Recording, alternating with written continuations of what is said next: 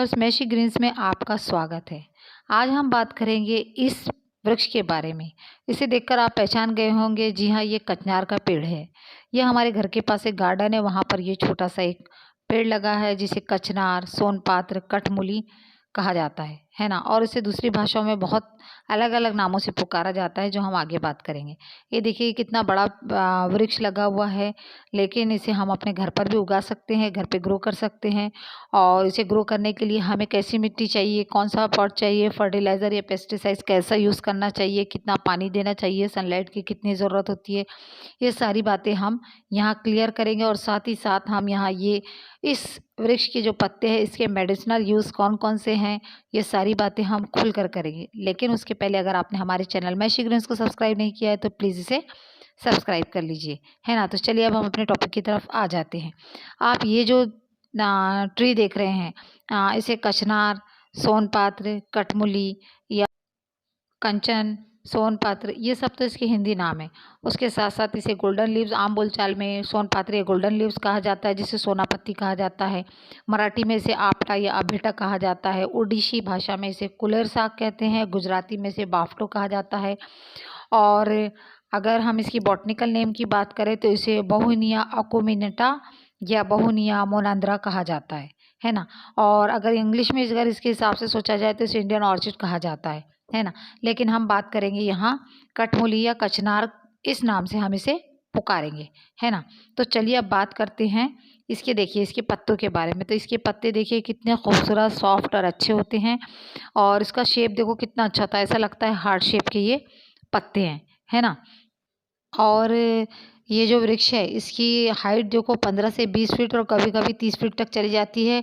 लेकिन ऐसी कोई बात नहीं है, हम इसे छोटे से पॉट में भी आराम से ग्रो कर सकते हैं। वो कचनार का जो पेड़ होता है, जिसे कंचन भी कहा जाता है, ये देखिए बहुत बड़ा होता है, लेकिन हम इसे अपने आराम से अपने घर में भी ग्रो कर सकते हैं, है ना। और इस पर जो फूल आते हैं वो अलग अलग वृक्ष पर अलग अलग रंग के होते हैं। कहीं ब्लू होता है, कहीं वाइट होते हैं, कभी कभी पिंक हो जाते हैं, थोड़े ऑरेंज हो जाते हैं। इसमें अलग अलग शेप के अलग अलग हमें मिलते हैं, क्योंकि इसे इंडियन ऑर्चिड कहा जाता है। और ये ऑर्चिड की तरह ही अलग अलग कलर के इसके ऊपर फूल आते हैं। और इसका जो फूल होता है वो बेल शेप की तरह होता है, और इसके अंदर का जो भाग होता है वो थोड़ा ब्राउन जैसा होता है ना।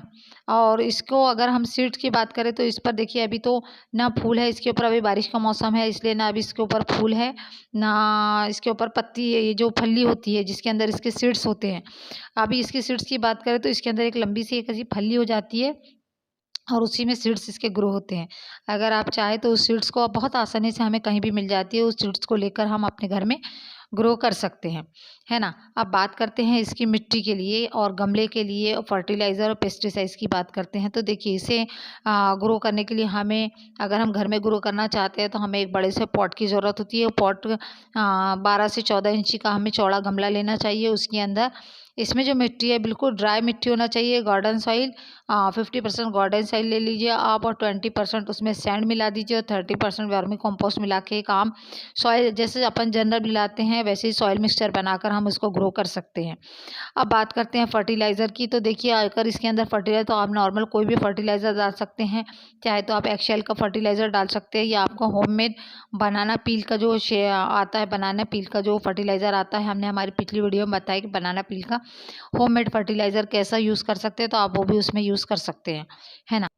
अब बात करते हैं पेस्टिसाइड की। तो देखिए काफ़ी हार्डी प्लांट होता है, थोड़ा नेग्लेक्टेड होता है। हम इसे कैसे भी छोड़ दें, ये अपने आप ग्रो हो जाता है। इसके ऊपर कुछ ज़्यादा इंसेक्ट्स वगैरह का कोई अटैक नहीं होता, पेस्ट वगैरह इसके ऊपर नहीं लगते। लेकिन फिर भी अगर इन केस अगर ऐसा हो जाए, किसी दूसरे प्लांट का पेस्ट इसके ऊपर लग जाए, तो हमें कुछ नहीं करना है, हमें नीम ऑयल का स्प्रे इसके ऊपर कर देना है।